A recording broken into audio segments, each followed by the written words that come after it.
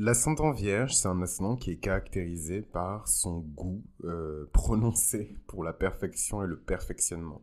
C'est un ascendant qui incarne parfaitement dans sa nomenclature toutes les aspérités de la Vierge qu'on va détailler. Donc quand on a un ascendant vierge, on a automatiquement dans la maison numéro 1 le signe de la Vierge. Le fait d'avoir le signe de la Vierge en maison 1 indique beaucoup d'attention, beaucoup de concentration, beaucoup de travail, un sens prononcé, un goût prononcé pour la santé et pour l'amélioration de la santé. Euh, c'est des personnes qui sont vraiment très pratiques et qui ont une approche extrêmement pratique de la vie, très analytique également. Et de toute façon, on va le voir avec les maisons 3 et les maisons 9 de la Vierge, puisque j'ai tendance à le dire, mais parfois on l'oublie. L'ascendant en dit plus sur les clichés et sur les stéréotypes qu'on peut avoir sur un signe que le signe solaire, puisque l'ascendant permet de voir comment le signe se comporte dans les 12 secteurs de vie qui sont représentés par les 12 signes et les 12 signes des 12 maisons du zodiaque. Donc, dans la maison 1, c'est vraiment l'ascendant vierge, c'est quelqu'un qui travaille énormément, quelqu'un qui n'a pas peur de transpirer, littéralement. Moi, je sais que c'est un peu l'asdeg, mais j'ai tendance à associer la maison 6 avec la transpiration. Donc, je sais pas que c'est la maison de la sudation, mais on n'est pas loin. Et voilà, c'est vraiment le fait de mettre la main à la pâte, le fait de se retrousser les manches et de vraiment travailler. Voilà. Donc je parle français, on peut l'interpréter, le surinterpréter, le tourner dans tous les sens, mais il y a toujours cette racine qui est liée au travail dans l'approche du monde, l'approche de la vie de l'ascendant vierge.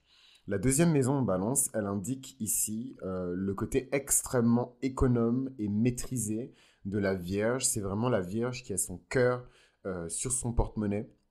Donc je ne sais pas si c'est très français, mais c'est vraiment la capacité de la Vierge à pouvoir tendre la main à n'importe qui, aider n'importe qui, dans n'importe quelle situation, parfois un peu trop d'ailleurs, à mon goût, mais bon, c'est comme ça, c'est le mantra de la Vierge, d'aider, de secourir, c'est la cheville ouvrière de l'humanité. Euh, et en fait, ce don gratuit, il est vraiment représenté par la balance dans la deuxième maison. Et mystérieusement, est-ce que c'est d'après une vierge ou d'après des vierges qu'on a décidé de créer ce dicton de donner et on vous rendra, on ne peut pas recevoir sans donner en échange. Mais c'est des choses que j'ai essayé d'expliquer, en tout cas dans le podcast Mythologie astrale, mais qui sont beaucoup mieux illustrées par les actions des ascendants vierges avec la balance en maison 2, puisque la balance vient ici donner autant qu'elle reçoit. Et quelque part, est-ce qu'elle ne vient pas rééquilibrer le karma de la Vierge dans le domaine des possessions matérielles, dans le domaine de l'estime de soi? Donc plus la Vierge est utile et plus elle donne et plus elle aide à rééquilibrer des situations, particulièrement des situations financières qui sont difficiles, et puis elle améliore quelque part son karma. Euh, mais il faut quand même que l'ascendant vierge avec la balance en maison 2 apprenne à dire non. Voilà, la balance, c'est le signe de la conciliation et de la négociation, mais c'est aussi le signe des personnes qui se font marcher sur les pieds, des personnes qui n'arrivent pas à dire non, qui n'arrivent pas à refuser ou se refuser. La maison numéro 3, elle contient le signe du scorpion. Et donc, la maison numéro 3, évidemment, en fonction des planètes qui sont contenues dans cette maison, il y a une indication et une interprétation qui est différente. Mais la maison numéro 3, chez l'ascendant vierge, je trouve que c'est vraiment le côté extrêmement précis, extrêmement pénétrant, intense, suspicieux de la Vierge vis-à-vis de son environnement proche. Cette espèce d'œil de faucon de la Vierge depuis sa naissance, enfin en tout cas depuis qu'elle a commencé à grandir dans son plus petit âge. Euh, Peut-être que la Vierge a reçu vraiment cette éducation à la dure, on a énormément critiqué ses erreurs. Il y a vraiment En fait, la maison 3, elle a attrait à la petite enfance.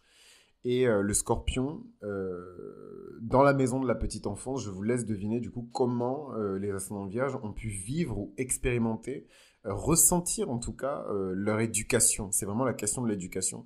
Et c'est pour ça qu'on a tendance à dire que les ascendants scorpions ont toujours une éducation à la dure. Hein. Soit on a serré la vis du côté de la religion, soit on a serré la vis du côté du code moral, soit on a serré la vis physiquement, donc des enfants qui sont violentés, verbalement, de l'abus, etc. Mais il y a toujours cette énergie-là. C'est un peu plus subtil chez l'ascendant vierge, avec une troisième maison en scorpion qui peut montrer une différence de traitement entre l'enfant qui est ascendant vierge et par exemple ses frères et sœurs. Voilà. Une différence de traitement, une différence de réception. Donc, moi, je suis pas psychologue et encore moins psychologue à l'enfance, etc. Donc, que chacun prenne ses responsabilités. Mais il y a clairement ici une différence de traitement entre l'enfant vierge et les autres enfants. Et si il n'y a pas de frères et sœurs, entre l'enfant vierge et les autres enfants, puisqu'on peut se retrouver très rapidement à l'école, par exemple, euh, dans une circonstance où on a un professeur, et c'est exactement la même chose. Le but du jeu, ce n'est pas juste de dire que les parents n'ont pas fait leur travail, c'est plutôt d'identifier des figures d'autorité qui auraient pu déclencher, activer, trigger, comme diraient les jeunes, cette troisième maison en scorpion. Euh, Ce qui est intéressant quand même avec le potentiel de cette troisième maison en scorpion, c'est que euh, au-delà du fait que cette différence de traitement peut faire grandir du ressentiment hein, dans le cœur de l'enfant ascendant vierge, on a quand même ici l'opportunité de transformer complètement, de retourner déjà la situation, donc d'inverser les rôles dans ce rapport de force, à voir ensuite si l'ascendant vierge, qui est généralement l'enfant qui, qui se préoccupe le plus de ses parents, malgré le fait qu'il ait été traité de manière différente par ses parents, et c'est lui, du coup, qui endosse la responsabilité, l'autorité familiale, généralement, dans un âge un peu plus avancé. C'est lui qui gère les affaires hein, de la famille, et particulièrement les questions qui sont liées à l'héritage, et les questions qui sont liées à la répartition des richesses au sein de la famille, surtout quand il y a plusieurs frères et sœurs.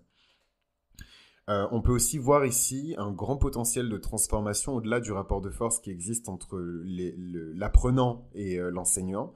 Il y a aussi le renversement de ce rapport de force qui existe tout naturellement entre l'ascendant vierge et les personnes, les situations, les relations, les collaborations de la maison numéro 3. Donc ça peut être un voisin, ça peut être quelqu'un du quartier, ça peut être un ami de la famille. En tout cas, c'est une personne qui est dans l'environnement proche de l'ascendant vierge.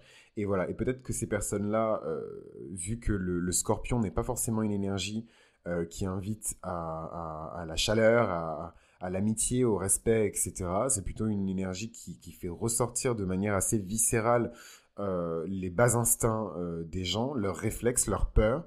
Donc c'est généralement une énergie qui amène comment dirais-je, pas forcément à des bons traitements, mais en tout cas, il y a cette opportunité de transformer ce rapport-là entretenu à la vie et de devenir un véritable pilier, une véritable autorité dans l'environnement proche. J'ai tendance à dire que le pouvoir et la puissance de quelqu'un se trouvent dans sa maison en scorpion.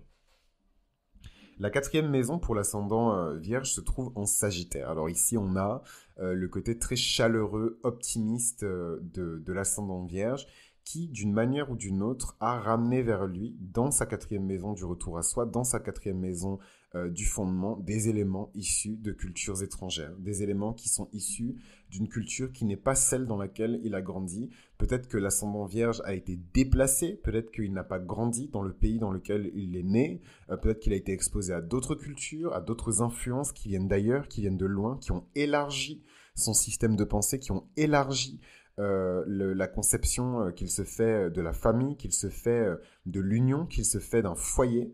En tout cas, il y a quelque chose d'extrêmement chaleureux dans le Sagittaire en maison 4. D'ailleurs, c'est intéressant parce que le Sagittaire représente aussi d'une certaine manière la philosophie de vie. Le Sagittaire représente le regard qu'on porte sur les êtres et les choses.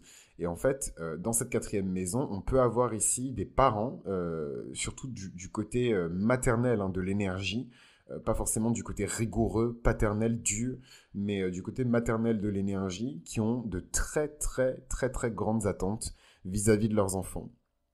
Et ça, c'est quelque chose qui peut vraiment peser lourd, particulièrement pendant l'enfance, parce que dans la maison 4, on continue à parler un petit peu de l'enfance.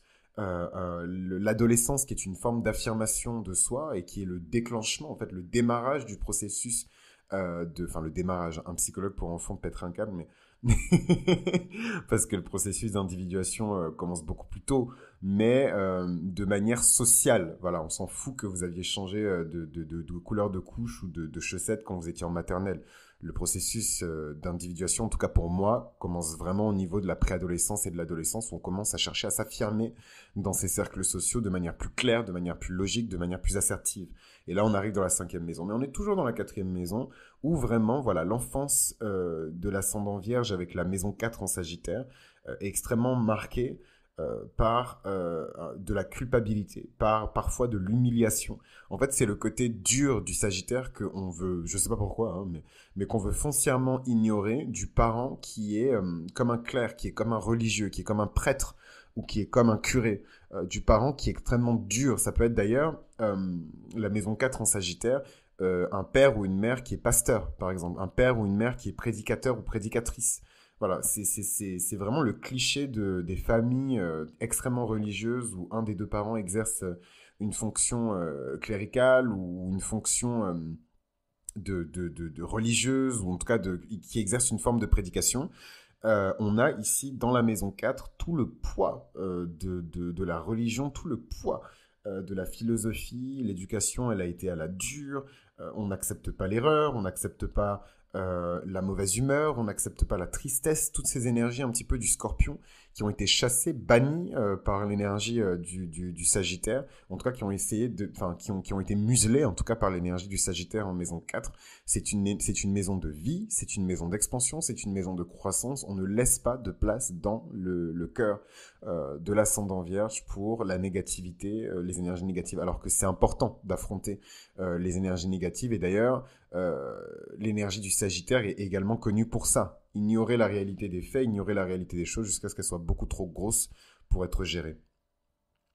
La 5e maison en Capricorne, donc cette fameuse maison où on commence à s'affirmer, c'est un peu plus compliqué pour les ascendants vierges de faire ça, de s'affirmer. Pourquoi ? Parce que la 5e maison en Capricorne, c'est une maison de rigueur, c'est une maison de restriction et de limitation. Et c'est hyper intéressant parce que je pense que je saisis peut-être une des harmonies qui m'unit aux ascendants vierges avec cette maison 5 en Capricorne, qui est extrêmement proche au final, qui n'est pas du tout la même chose, mais qui est très proche de la présence de Saturne dans la maison de la joie. Voilà, donc c'est cette espèce de restriction au niveau de la joie, cette restriction au niveau de la capacité à s'amuser, de la capacité à vivre, de la joie de vivre. Et c'est vrai que je suis toujours surpris de voir des ascendants vierges qui ont la joie de vivre, qui ont la pêche, qui sont heureux, parce que c'est littéralement un placement de quelqu'un qui est malheureux. Et généralement, les ascendants vierges, toute leur vie, en tout cas toute leur vie, jusqu'à leur premier, deuxième retour de Saturne, ont vraiment cette dualité, c'est cette confrontation entre le fait de s'amuser et le fait de respecter ses responsabilités, d'honorer ses responsabilités, ses engagements. Donc c'est quelque chose qui peut encore plus accentuer le manque d'estime de soi de l'individu qui est ascendant vierge. C'est vraiment compliqué parce qu'on perçoit la famille comme une véritable responsabilité. Et on n'a pas la capacité ni l'espace de transformer ses hobbies, ses passions en quelque chose de plus concret, en quelque chose de plus business. Et pourtant, c'est la voie à suivre pour atteindre le bonheur, parce que ce qui est indiqué ici dans la 5e maison Capricorne, c'est que certes, l'ascendant vierge n'aura pas forcément le temps pour aller peindre comme tout le monde et faire des colliers de pâtes et compagnie, mais s'il décide de vraiment considérer sa passion, de vraiment considérer ce qu'il aime, ce qui le fait vibrer, ce qui l'anime, Saturne, par le biais du Capricorne, va lui donner la discipline et la rigueur pour bâtir, en fait, un business autour de cette fameuse passion. Et ça, c'est une grâce. Donc, c'est une grâce qui est très déguisée. C'est pas forcément évident d'en arriver là, mais en tout cas, je suis le témoin que c'est possible avec beaucoup de rigueur, beaucoup de travail et beaucoup de considération envers soi-même. Voilà, il faut vraiment que l'ascendant vierge, c'est la grande leçon de l'ascendant vierge, et on va y venir quand on va parler de toutes les peurs de l'ascendant vierge qui se trouvent dans la maison 12. Mais voilà, c'est vraiment cette capacité, cette incapacité plutôt, à l'ascendant vierge de s'aimer. Et évidemment, voilà, c'est quelque chose de très attirant pour les personnes qui ont des ascendants qui sont tout aussi difficiles à vivre que l'ascendant vierge, donc par exemple les ascendants scorpions, les ascendants capricornes, voilà, de toute façon c'est très facile, il suffit de regarder un petit peu les ascendants qu'on considère comme des ascendants chance, et automatiquement les ascendants qui sont opposés à ceux-là, je vous laisse deviner, ne sont pas considérés comme un ascendant chance. Donc typiquement les ascendants chance sont les ascendants balance, les ascendants sagittaires, les ascendants poissons, et peut-être dans une certaine mesure l'ascendant cancer. Et donc automatiquement, les ascendants qui sont opposés à cela ont une vie qui est un peu moins qui est un peu moins, comment dirais-je, pas forcément plus difficile à vivre, mais en tout cas qui demande des challenges qui sont beaucoup plus conséquents, voilà, et des sacrifices aussi qui sont beaucoup plus conséquents. Mais bon, je trouve aussi que les ascendants vierges sont peut-être des âmes qui sont un peu plus âgées, puisque c'est pas facile non plus de s'incarner sous cet ascendant. La sixième maison en Verseau. La sixième maison en Verseau, c'est vraiment une maison qui vient chambouler totalement le secteur du travail, le secteur du 9 to 5, le secteur de la routine du quotidien de l'ascendant vierge. Donc c'est très difficile pour l'ascendant vierge de garder le cap, de mener une routine qui est saine, stable, disciplinée, solide, sur le long terme, parce qu'il y a toujours ces bourrasques d'énergie en fait d'Uranus par la courtoisie du Verseau, qui vient chambouler tout, qui vient renverser complètement les fondations de l'ascendant vierge et qui le pousse au final à se révéler, qui le pousse à pousser dans ses retranchements et à montrer peut-être un petit peu plus de son véritable visage. Et c'est intéressant parce que est-ce que quelque part ce n'est pas similaire à l'ascendant lion qui est parfois considéré comme un masque social, vraiment littéralement un masque de bouffon social, très drôle, très gentil, très drôle, très chaleureux, etc. Mais qui en vérité cache une personne qui est extrêmement ambitieuse, qui sait très bien d'où elle vient, qui sait qu'elle a cette espèce de stature, cette énergie extrêmement régalienne. Est-ce que l'ascendant vierge ne serait pas un peu la même chose, de manière bien plus humble, mais il y a quand même ce masque social qui empêche l'ascendant vierge de s'assumer complètement. Et Uranus, par le biais du Verseau, dans la sixième maison, mais également Saturne, hein, qui co-gouverne le Verseau avec la planète Uranus de manière plus ancienne, de manière plus traditionnelle, de manière plus conventionnelle, vient ici aider l'ascendant vierge à construire tout au long de sa vie une routine qui est flexible, une routine qui épouse totalement toutes les incertitudes de la vie et qui permet à l'ascendant vierge de progresser dans n'importe quelle situation. Et donc ça, c'est vraiment une grâce, mais c'est extrêmement difficile pour l'ascendant vierge, surtout dans son jeune âge, d'atteindre cet idéal. La septième maison est en poisson. Donc la septième maison en poisson, pour les ascendants vierges, bah, c'est le seul endroit de leur vie, c'est le seul secteur de leur vie où ils s'autorisent à rêver, où ils s'autorisent à être vulnérables, à être dans la compassion, à être dans l'amour inconditionnel, à être dans la créativité, le mysticisme, la foi, l'élévation. Et ça, c'est vraiment dans le cadre de relations. Donc c'est pas nécessairement des relations amoureuses de manière systématique, ça peut être des relations amicales, ça peut être des relations commerciales, ça peut être des relations qui sont d'ordre religieux, mais en tout cas, c'est dans ce secteur des partenariats et du business que l'ascendant vierge parvient à s'abandonner. Voilà, c'est vraiment ça qu'il faut retenir sur la maison en poisson, peu importe l'ascendant, c'est le fait de lâcher prise. Et c'est extrêmement difficile pour une vierge qui est très concentrée dans la matière de lâcher prise. La huitième maison est en bélier et c'est une maison qui est extrêmement importante pour l'ascendant vierge puisque c'est une maison qui révèle, comme j'aime bien le dire, partout où se trouve le bélier dans un chart, se trouve une forme de conflit, une forme de douleur, une forme de perte, une forme de combat. Et en fait, cette énergie de lutte, d'assertivité et ce principe actif, ce principe masculin primordial qui est Mars, hein, par le biais du bélier dans la maison 8, montre ici l'importance de la sécurité financière pour les ascendants vierges. Et c'est hyper intéressant parce qu'on a quand même ici, entre la maison 8 en bélier et la maison 2 en balance, un parfait équilibre entre le fait de donner et de recevoir. Et donc c'est super intéressant parce qu'on a de manière visible le côté très philanthropique, très gratuité de l'acte de la Vierge qui va donner sans compter, mais en même temps en coulisses, tout ce que la Vierge fait pour organiser ses propres finances et les finances de son partenaire. Généralement, c'est l'ascendant Vierge qui gère les finances de son partenaire, ou en tout cas qui veut avoir la main et l'œil sur les finances de son partenaire. Donc je parle évidemment d'ascendants Vierges qui sont sages, qui sont mûrs, je ne parle pas d'enfants. Mais voilà, c'est en tout cas quelque chose qui existe en potentiel dans le chart pour l'ascendant vierge. C'est vraiment cette forte capacité à s'intéresser aux entreprises financières, au business financier, à l'investissement, à la spéculation, à la bourse. Beaucoup de vierges, d'ailleurs la majorité des personnes que je connais qui boursicotent ont énormément de vierges dans leur chart. Ce côté très bon gestionnaire, investir avec parcimonie, ça c'est vraiment quelque chose qui est vraiment propre à l'ascendant vierge. Bon, ça ne veut pas dire qu'on ne peut pas investir en bourse sans être vierge, hein, évidemment. La neuvième maison se trouve en taureau, et donc on a ici la stabilité, hein, la pérennité. Partout où se trouve le taureau dans un chart, on peut à la fois y voir ce qu'on valorise, mais également y voir où se trouve la stabilité dans notre vie, la potentielle stabilité. Donc, chez les ascendants scorpions, c'est dans la 7e maison des relations. Chez les ascendants vierges, c'est dans la 9e maison en taureau, la 9e maison de l'enseignement supérieur, la 9e maison de la religion et l'élévation spirituelle, la 9e maison de la gloire, hein, de tous les risques qu'on peut sacrifier pour être dans cette gloire. Donc voilà, hein, pour la petite anecdote, je pense que je me trouve actuellement dans ma 9e maison, mais elle n'est pas aussi stable que pour les ascendants vierges. Les ascendants vierges, avec le taureau en maison 9, c'est vraiment une approche qui est extrêmement pragmatique de la philosophie de vie. C'est vraiment comment dirais-je? Alors, je compte faire une série sur ça, sur le mindset. Voilà. C'est quoi le mindset des vierges? C'est quoi le... Et en fait, c'est vraiment en observant la 9e maison de chaque ascendant qu'on peut voir quel est le système de croyance, la philosophie de vie des ascendants. Et en fait, pour la vierge, le plus important, c'est la stabilité.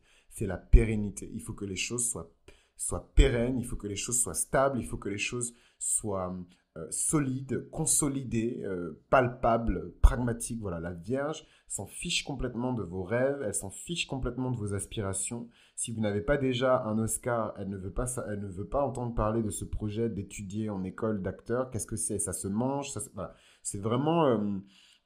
que Dieu me pardonne, mais c'est vraiment à la fois le côté ultra intelligent et carré, pragmatique de la Vierge, et en même temps pour moi, hein, qui suis Lion ascendant Scorpion, une partie de la faiblesse de la Vierge, parce qu'en se concentrant beaucoup trop sur la matière et sur les choses qu'on connaît, et l'accumulation de richesses et l'accumulation de possessions matérielles, parfois, l'ascendant vierge loupe en fait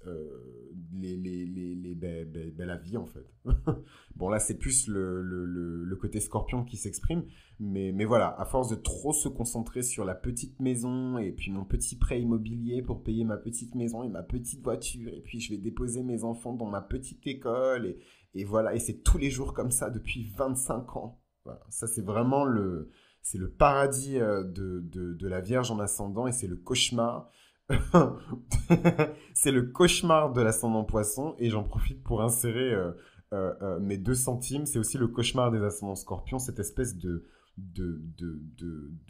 C'est pas de la stagnation, c'est évidemment de la stabilité, c'est surtout de la prospérité, hein, avec le taureau en maison 9, mais bon, en tant que philosophie de vie, c'est un peu ce que le ventre mou des personnes qui s'intéressent à l'astrologie reproche à la Vierge de manière très stéréotypée, de manière très cliché. C'est le côté très remplan-plan, un peu ennuyeux, un peu vieux jeu de la Vierge. Parce qu'il ne faut pas oublier que le taureau représente aussi cette énergie très conservatrice de la terre et des valeurs de la terre, de la coutume, hein, et en fait, quand on instaure cette énergie-là et qu'on l'arbore et qu'on la place, hein, on la surélève et on l'exalte comme philosophie de vie, bon, c'est pas toujours... en tout cas, c'est extrêmement challengeant, mais avec l'énergie du taureau, qui est une énergie de stabilité, la Vierge parvient à se concentrer sur les choses qui sont importantes. Voilà. Et encore une fois, c'est d'excellents conseillers financiers, les ascendants vierges. La 10e maison en Gémeaux, c'est vraiment tout l'éthique professionnelle de la Vierge. C'est une capacité à s'exprimer avec énormément d'autorité, de l'autorité intellectuelle évidemment. C'est juste brillant en fait. Et les ascendants vierges ont généralement un demi-ciel qui se trouve dans le signe du Gémeaux. Et c'est ça en fait, c'est cette espèce d'intelligence supérieure de la Vierge. C'est clairement...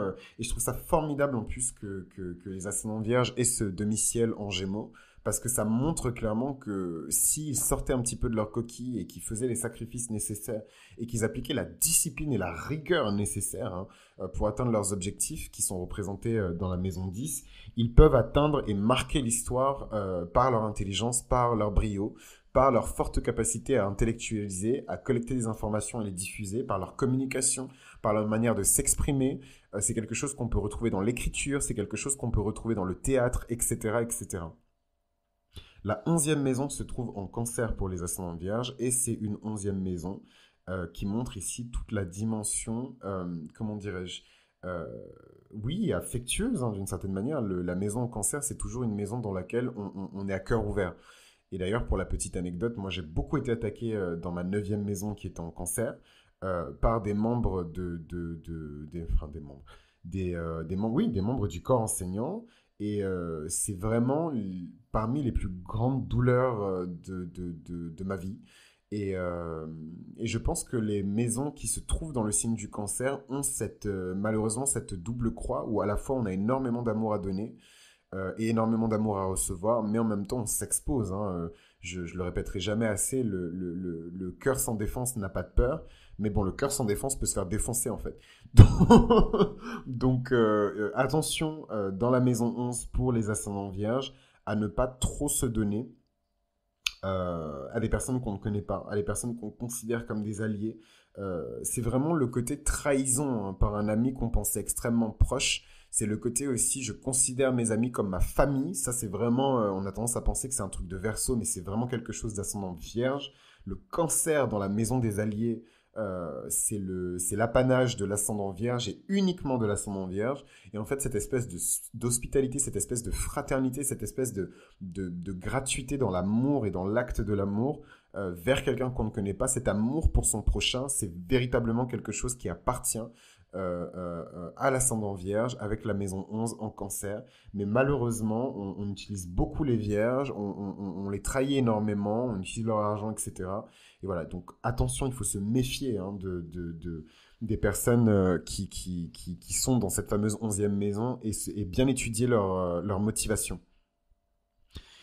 Enfin, la 12e maison en Lion, c'est une maison de peur, mais c'est aussi une maison de rêve, c'est une maison d'illusion, et en même temps c'est une maison de désillusion, c'est une maison de déception et d'espoir, c'est une maison d'élévation et de chute, c'est la maison 12. C'est la maison qui est historiquement associée au signe du poisson. Et en fait, cette 12e maison se trouve pour l'ascendant vierge dans le signe du lion. Dans cette 12e maison, on a des peurs qu'on exprime. Euh, c'est le fait d'abandonner quelqu'un dans l'amour. C'est le fait de ne pas se sentir capable d'être aimé. On se pose souvent des questions quand on a cette maison 12 en lion. Pourquoi est-ce que je me barricade autant en amour? Pourquoi est-ce que j'ai peur d'aimer?